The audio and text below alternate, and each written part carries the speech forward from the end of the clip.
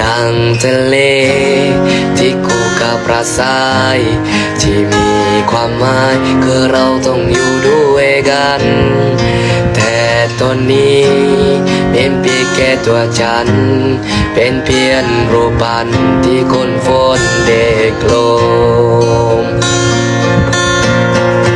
นั่งรอเธอที่สามิลาอยู่นาแล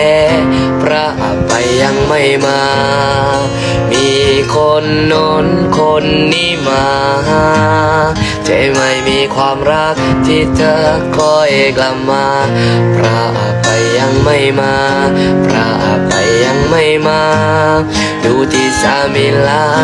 เราต้องอยู่อีก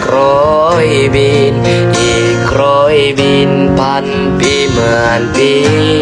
เธออยู่ตรงนี้อยู่เป็นธรรมนา